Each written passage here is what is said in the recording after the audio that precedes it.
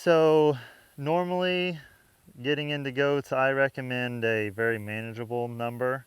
A lot of times when the horror stories that you hear with goats is people jump in too fast with too many. And so I normally recommend somewhere in that 20 to 50 range, something that you kind of feel comfortable with, and a number that you can really kind of learn on. So when you're looking for when you're looking for a starter herd of goats, we're obviously looking for good health. Um, Most of the time, I recommend getting doelings just because of the acclimation factor. Any older nannies that I've gotten have had trouble acclimating to different climates, and not only climate but also management styles.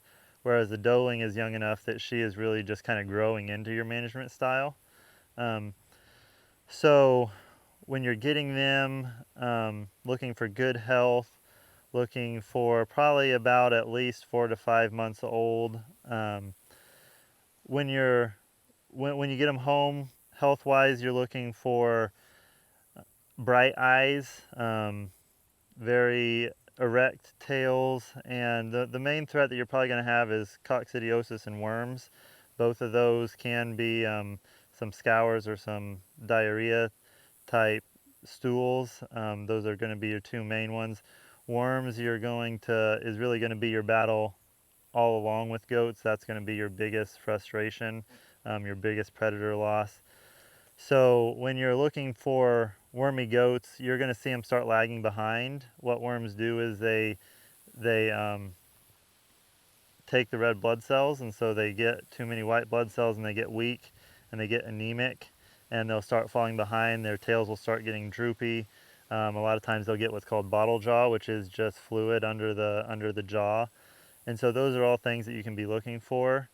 Um, Anytime that a goat isn't acting like you think she normally would be, it's cause for concern. If you're in your herd very often and you're used to seeing them coming first to the vehicle or running and bouncing around and playing, if they're not doing that normal behavior, it's probably something that you should be concerned with. Most of the time, we don't really see, at least in my herd, we don't see a whole lot of disease per se that you could actually doctor them for. We don't have a lot of sickness even at weaning time. Most of the time you're just going to run into worms and some coccidia, um, which is just always present in the gut, but when they get stressed or something like that, it can overpopulate and cause some intense scouring and dehydration, and then even some deterioration of the stomach lining. So those are really the main things to be watching, especially when you get your goats home. When you've got them turned out, goats learn a lot of their eating style from their mom, and so that's one of the reasons why I encourage getting doelings, is because they have their life to adjust to your forage. Whereas if you bring a mature nanny in, she's going to have a lot harder time adjusting to the forage. Like I brought some nannies up from Texas, and those nannies just had a real hard time because the Texas hill country where they came from is all scrub and there isn't a whole lot of lush vegetation like this. So they really didn't know this vegetation. They didn't know what was good. They didn't know how to eat it.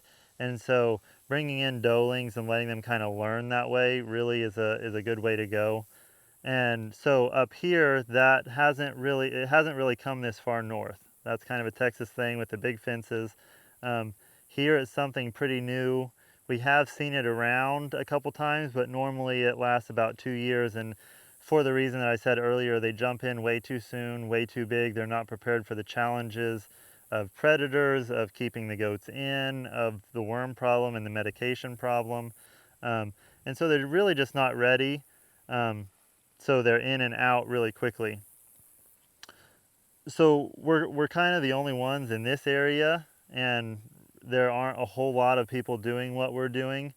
And so what we've seen cohabitation wise is they tend to be in the same pastures, but they're never really commingled. They kind of like to move around each other. The goats graze, and then if the cattle move over where the goats graze off.